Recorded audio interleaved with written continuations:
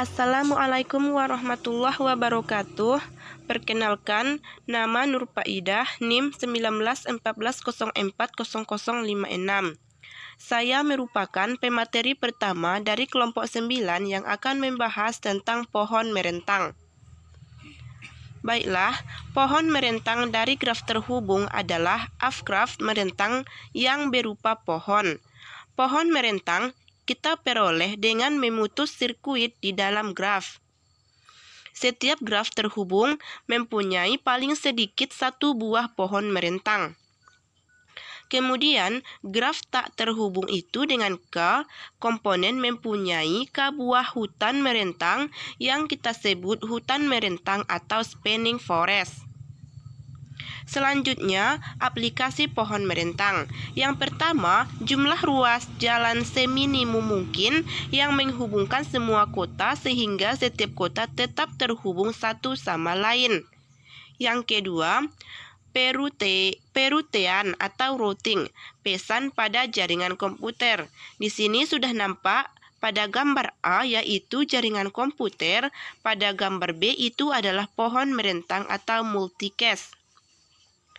Contoh yang pertama, carilah semua pohon merentang yang mungkin dibuat dari graf G yang tampak pada gambar di bawah ini.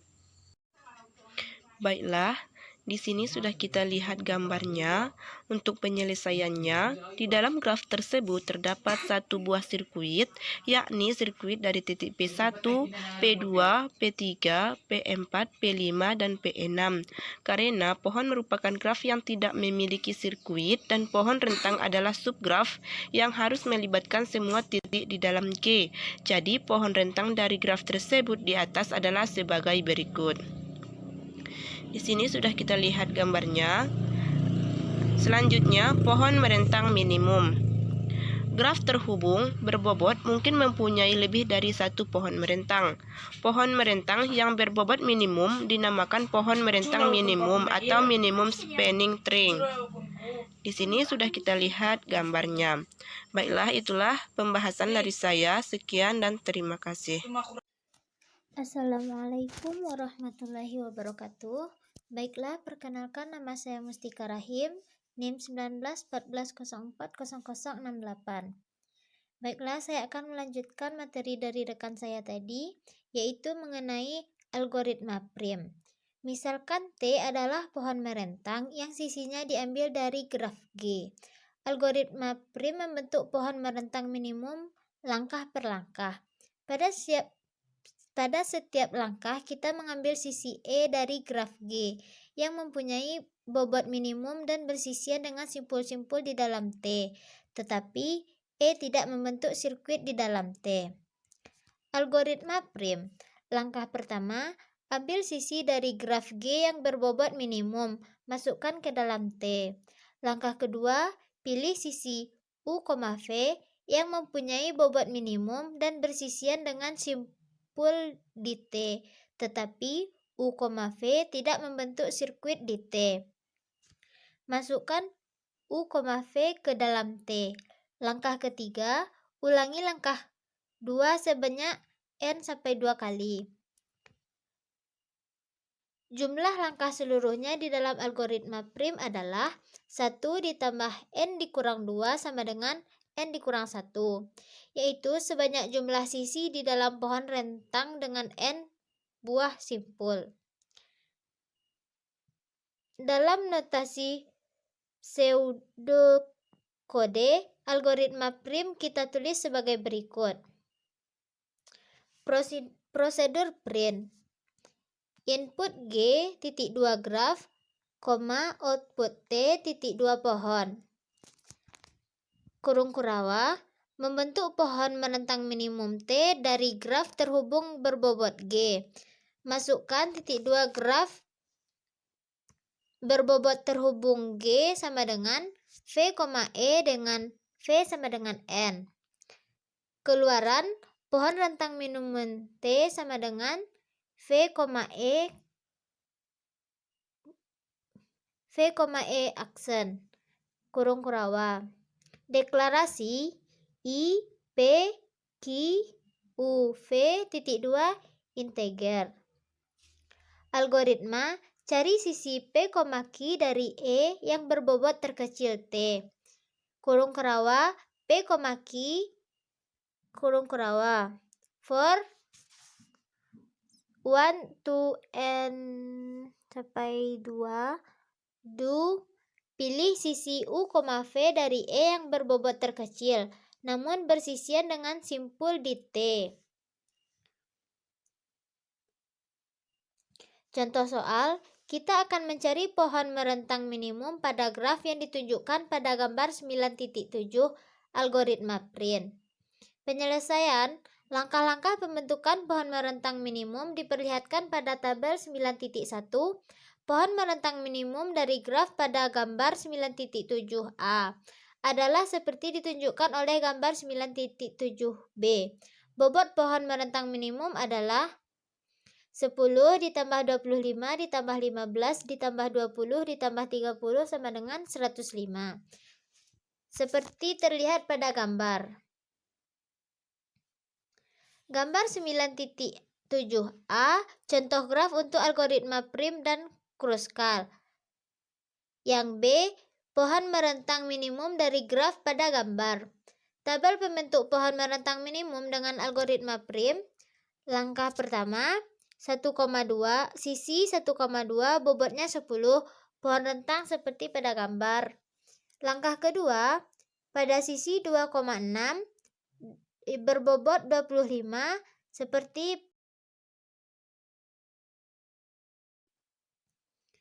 langkah ketiga, sisi 3,6, bobot 15, dan pohon rentangnya seperti terlihat pada gambar. Langkah keempat, dengan sisi 4,6, bobot 20, pohon rentangnya seperti terlihat pada gambar.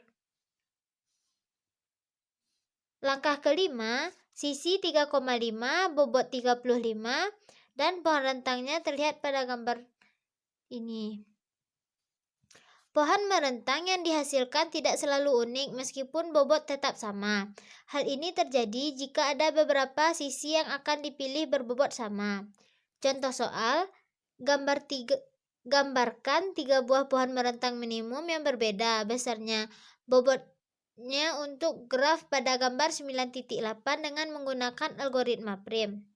Seperti pada gambar ini, penyelesaiannya, graf di atas memiliki beberapa sisi yang berbobot sama, maka ada kemungkinan pohon merentang minimumnya lebih dari 1. 3 buah di antaranya adalah seperti di bawah ini. Perhatikan pada gambar ini. Ketiga buah pohon merentang minimum di atas sama, hanya bentuknya yang berbeda, namun jumlah bobot seluruh sisinya tetap sama, yaitu 36. Baiklah, sekian yang dapat saya sampaikan. Wassalamualaikum warahmatullahi wabarakatuh.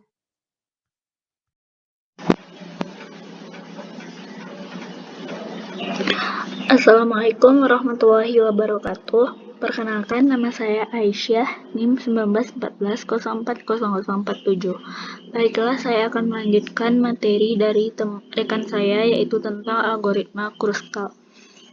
Langkah yang pertama itu, sisi-sisi dari graf sudah diurut menaik berdasarkan bobotnya dari bobot kecil ke bobot yang besar. Langkah 1, T masih kosong.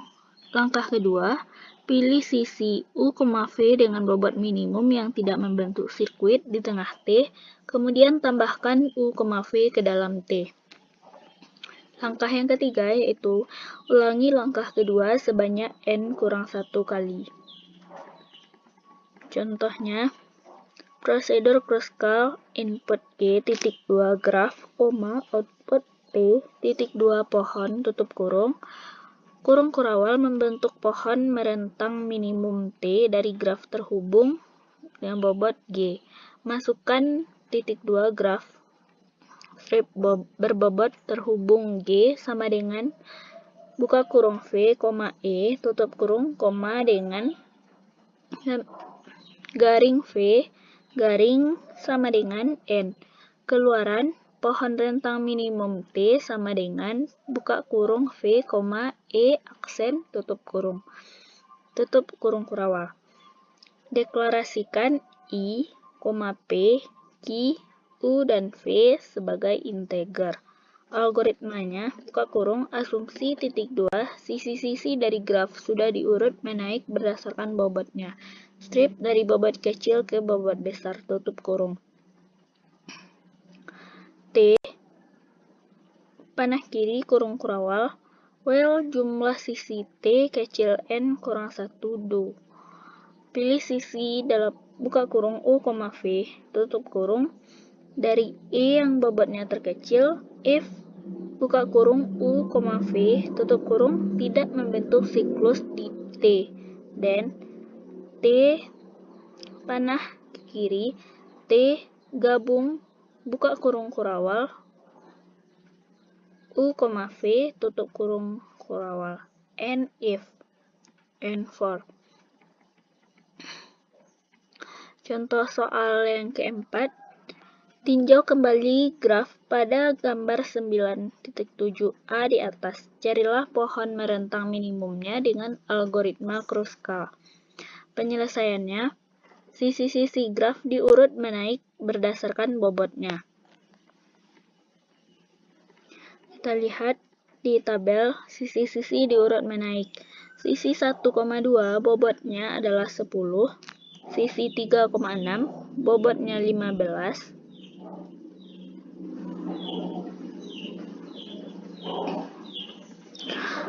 sisi 4,6 bobotnya 20, sisi 2,6 bobot 25, sisi 1,4 dengan bobot 30, sisi 3,5 dengan bobot 35, sisi 2,5 dengan bobot 40, sisi 1,5 dengan bobot 45, sisi 2,3 dengan bobot 50, dan sisi 5,6 dengan bobot 55.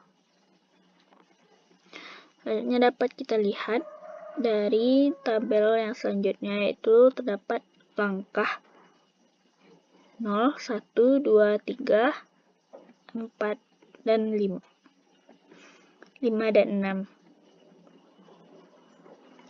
Dapat kita lihat di sini sisi 1,2 dan bobot 10 sama dengan tabel yang di atas, disertai dengan gambar atau hutan merintangnya.